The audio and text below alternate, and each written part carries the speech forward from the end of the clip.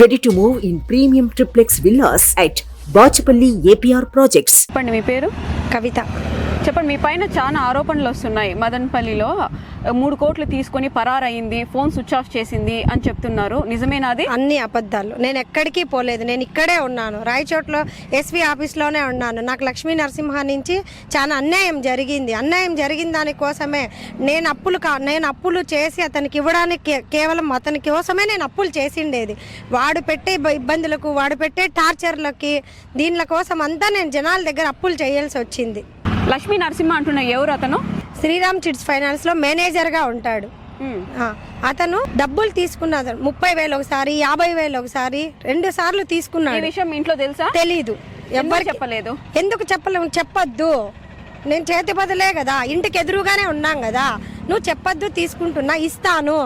దాని తర్వాత ఒకరోజు నీ 1,80,000 నీకు డబ్బులు మళ్ళీ నేను ఇచ్చిన. 1,80,000 నేను ఇచ్చిన. అప్పటికి పెద్ద అమౌంట్ ఇవ్వలేదు. అప్పటికి పెద్ద అమౌంట్ ఇవ్వలేదు. 1,80,000 ఇచ్చిన తర్వాత నీరుగుట్ట వాళ్ళ పల్లికి రమ్మన్నాడు. నీరుగుట్ట వాళ్ళ పల్లికి వస్తే నీ డబ్బులు నీకు ఇస్తాను, నేను ఎక్కడికి వెళ్ళను, నీ డబ్బులు నీకు సొంతంగా అట్లా ఇచ్చేస్తాను అని చెప్పినాడు. సరే, నీరుగుట్ట వాళ్ళ పల్లికి పోదాం అనుకుంటే అతనే ఆటో ఉండి పంపించినాడు. అతని దగ్గర పనిచేసేవాడు విజయ్ అనే పిల్లోడు కూడా ఉన్నాడు దాంట్లో. అక్కడి నుంచి నన్ను నా ఇంటి దగ్గరికి ఆటో పంపించి వాడంతకు వాడే ఆటోలో నన్ను పిలుచుకోపోయినాడు. వాడు ముందర డౌట్ రాలేదు? ఏమీ డౌట్ రాలేదు, నార్మల్ గానే ఉన్నాడు, మామూలుగానే ఉన్నాడు. అక్కడికి వెళ్ళిన తర్వాత నీరుగుట్టలపల్లికి వెళ్తే పైన మిద్దె పైన వాళ్ళ ఇల్లు, మిద్దె పైన ఉన్న తర్వాత వాడు అతని ఫ్రెండ్ ఇద్దరు ఉన్నారు అక్కడ. లక్ష్మీ నరసింహ ఫ్రెండ్ ఇద్దరు ఉన్నారు. అతని పేరు ఏంటి? అతని పేరు నాకు తెలియదు. వాళ్ళ ఫ్రెండ్ని బయట పంపించేసి నన్ను లోపలికి పిలుచుకున్నాడు. లోపలికి పిలుచుకున్న తర్వాత నువ్వు ఎండలో వచ్చినావు, నీకు బాదం పాలు జ్యూస్ ఇస్తాను, నువ్వు తాగు అన్నాడు. లేదు, ఇవన్నీ నాకు వద్దు, నాకు డబ్బులు ఇచ్చేస్తే నేను ఇంటికి వెళ్ళిపోతాను, నేను మా ఇంట్లో చెప్పకుండా ఇక్కడికి వచ్చినాను. దాని తర్వాత ఏం చేసినాడంటే, లేదు నువ్వు బాదం పాలు తాగు, కూర్చో అని చెప్పి ఇచ్చినాడు. బాదం పాలు తాగేసిన, గడి పెట్టినాడు. నాకు స్పృహ లేదు. అప్పటికి నాకు స్పృహ లేదు. 1.5 గంట సేపు నాకు స్పృహ లేదు. 1.5 గంట స్పృహ వచ్చినాక నీకు డబ్బులు ఇయ్యను, 4 రోజుల తర్వాత ఇస్తాను, ఇక్కడి నుంచి వెళ్ళిపో. నన్ను చాలా లోపల హింసగా పెట్టి అతనే నేను వీడియోలు తీసుకున్నా, నీకు వీడియోలు చూపిస్తా, అన్నీ చేసిన అప్పటి నుంచి నాకు బ్లాక్ మెయిల్ అనే టార్చర్ ఎక్కువైపోయింది. నువ్వు డబ్బులు తీసుకొచ్చి నేను ఒక బిజినెస్ చేస్తాను, నీకు పెడతాను, 10 రూపాయలు నువ్వు 20 రూపాయలు వడ్డీ, 10 రూపాయలు వడ్డీ కానీలే, నువ్వు తీసుకొచ్చి ఇస్తే, నా చేతికి ఇస్తే నేను బిజినెస్ చేసి ఇస్తాను. ఈ బిజినెస్లు ఇవన్నీ నాకేమొద్దు, నా డబ్బులు నాకు ఇచ్చేసాయి. 4 రోజుల తర్వాత నా దగ్గరికి మళ్ళీ కూడా షాప్ దగ్గరికి వచ్చి, నువ్వు నాకు ఇంత అమౌంట్ ఇంత కొంచెం కావాల్సి వస్తుంది, నేను పక్కన సపరేట్గా బిజినెస్ పెడుతున్నాను, దాంట్లో నిన్ను కూడా షేర్ చేసుకుంటాను, నీకు కూడా ఇస్తాను అని చెప్పినాడు. వాడి మాటలు నమ్మి ఈ బ్లాక్మెయిల్, ఈ నీరుగుట్టలపల్లికి పోయినాను. దానికోసం అనేసి ఈ అప్పులన్నీ చేయడానికి కారణం వాడే. లక్ష్మీ నరసింహ అనే వ్యక్తికి మీరు కాల్ చేసి డబ్బులు ఇప్పుడు అడిగితే ఏమంటున్నారు? కాల్ చేయడు, ఏమి చేయడు. విజయ్ అనే పిల్లోని పంపిస్తాను నా దగ్గరికి, వాడి దగ్గర నుంచి ఫోన్ ఇస్తాడు, మాట్లాడిస్తాడు, వాడు ఫోన్ ఎత్తుకొని వెళ్ళిపోతాడు. ఒక రోజుకొచ్చి షాప్ దగ్గరికి 4 సార్లు వస్తాడు. నా డబ్బులు ఏం చేసినావు, ఎప్పుడు ఇస్తావు, నీకు ఇదంతా నీ బయట పెట్టాలా, నాకు ఎస్ఐ తెలుసు, సిఐ తెలుసు, డిఎస్పీ తెలుసు, మదనపల్లిలో పోలీసు వాళ్ళంతా తెలుసు, నీ ఫ్యామిలీని రోడ్డుకు లాగుతాను, నువ్వు నాకు డబ్బులు లేకుండా ఉంటే నీ ఫ్యామిలీని రోడ్డుకు లాగుతాను, నీకు ఇదే శిక్ష, నువ్వు నాకు ఇచ్చేంత వరకు నా బంగారు కూడా వాడికే ఇచ్చిన. ఇంత బెదిరిస్తా అన్నాడు కదా, ఫోన్ రికార్డ్ చేయడం కానీ, ఫోన్ రికార్డ్ చేసేదానికి ఫోన్ మాట్లాడు, అతని దగ్గర పంపిస్తాడు. అతను లేడు అంటే డైరెక్ట్గా షాప్ దగ్గరికి వస్తాడు. ఈ అప్పుల వాళ్ళ ప్రెజర్ ఎక్కువైపోయింది.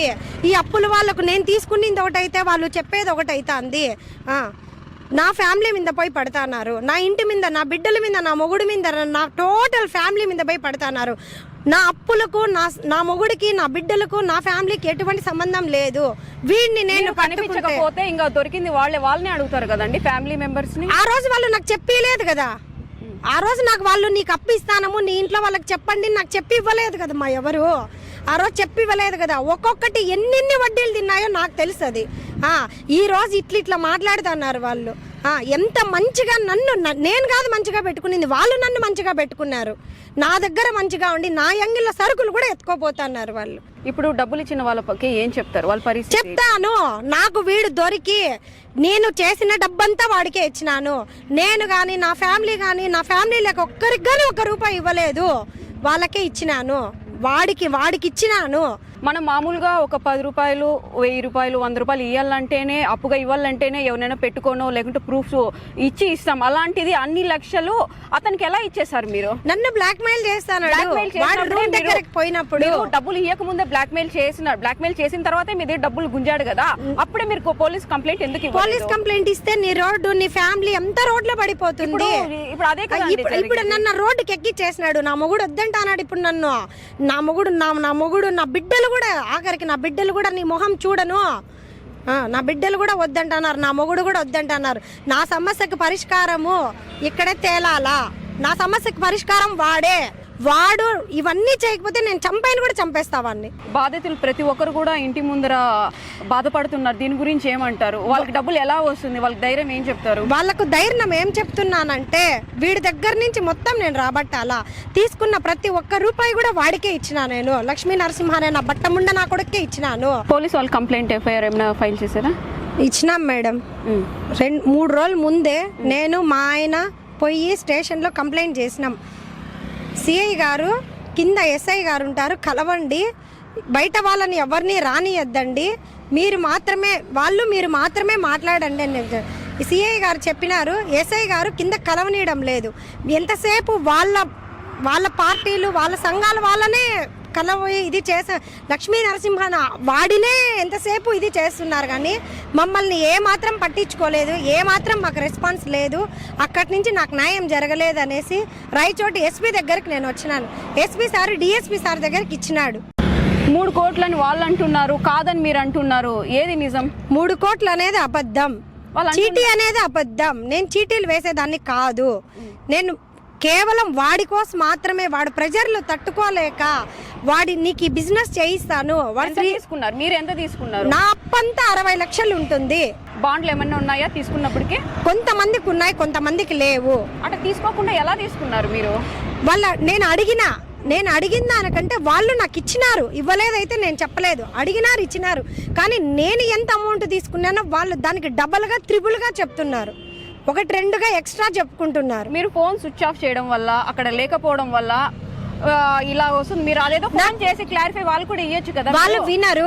నేను ఎంతసేపు పారిపోయినానని నా ఇంటి మీద భయపడుతున్నారు. నేను ఎంతసేపు ఎక్కడికి పారిపోలేదు. నేను ఎస్పీ దగ్గరికి నాకు న్యాయం జరగాలని చెప్పి రాయచోటి ఎస్పీ సార్ దగ్గరికి నేను వచ్చిన. వాళ్ళు ఎంతసేపు నా ఇంటి మీద పడి పోరాడి చేస్తున్నారు. నాకు అప్పిచ్చేటప్పుడు నా ఇంటి వాళ్ళని ఎవరిని అడగలేదు. నా మొగుడు వస్తానాడు అంగడకాడికి, వాళ్ళు డబ్బులు తీసుకోవాలంటే నా దగ్గర నుంచి వాళ్ళే ముందే ఎన్నికి వెళ్ళిపోతారు.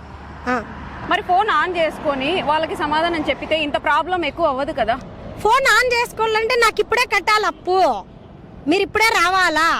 మదనపల్లికి వస్తే నిన్ను కొడతాము అంటున్నారు. ఎందుకు కొట్టేది? దేనికి కొట్టేది? నేనేమన్నా వాళ్ళ డబ్బులు ముంచేసినానా? నేను లేకుండా పరారైపోయినానా? కనపడకుండా వెళ్ళిపోలేదు కదా. ఆ డబ్బుతో మీరు ఫ్లాట్లు కొన్నారని 80 లక్షలు అదంతా లేదు. మాకు ఏ ఫ్లాట్లు లేవు. మదనపల్లిలో ఒకటి చిన్నది నా సంపాదన, నా మొగుడి సంపాదన, నా బావగారి సంపాదనతో నేను ఒకటి కొనుక్కున్నాము. వాళ్ళు చెప్పిందంతా అబద్ధము. ఈ రీసెంట్ గానే 80 లక్షలు పెట్టి లేదు, ఎక్కడ కొనలేదు. నేను పారిపోయినానని చెప్పేసి నా మీద ఇప్పుడు 3 కోట్లు కాదు 30 కోట్లకు కూడా చెప్తారు. ఇప్పుడు వాళ్ళకి తీసుకున్న వాళ్ళకి ఎప్పుడు ఇస్తామని చెప్తారు? నాకు ఎప్పుడు న్యాయం జరిగితే అప్పుడు ఇస్తా. నేను వాడి దగ్గర నుంచి లాక్కొనే వాళ్ళకి ఇస్తా. అంతవరకు నాకు వాళ్ళ ఇంటి మీద, నా ఇంటి మీద దాడి కానీ, నా మొగుడి మీద కానీ, నా మొగుడు రోడ్లో నడిచేటప్పుడు కానీ, నా మొగుడిని అడిగినా కూడా ఒక్కొక్కరికి చెప్పే పరిష్కారంలో నేను చెప్తా. అప్పుల వాళ్ళ టార్చరు, వాడి టార్చర్ వల్లే నేను సూసైడ్ చేసుకున్నా. శనివారం ఉదయం 11 గంటలకు నేను ఈ అప్పుల వాళ్ళు వచ్చి శనివారం పొద్దున్నే కూడా నన్ను వచ్చి టార్చర్ పెట్టినారు. నువ్వు ఎప్పుడు ఇస్తావు? వాడు కూడా వచ్చినాడు, లక్ష్మీ నరసింహ అనే నా కొడుకు కూడా వచ్చినాడు నా ఎంగడకాడికి పొద్దున్నే. శనివారం నా కొడుకు వచ్చి నువ్వు సాయంత్రం లోపల నాకు 1,00,000 రూపాయలు సరిసేయాలంటే నేను వేరే వాళ్ళని అడిగినా వాళ్ళు ఇలేదంటే నువ్వు చచ్చిపో, నువ్వు ఎడన్నా చచ్చిపో, నాకు సంబంధం లేదు. ఎవరన్నారా? లక్ష్మీ నరసింహ, నువ్వు చచ్చిపో, నాకు చావే కారణము, నేను ఇవన్నీ కట్టుకోలేను, నా ఫ్యామిలీకి చెప్పుకోలేను, నేను బయట పడలేను. వాడు పెట్టే టార్చరు వేరే విధంగా ఉంటుంది.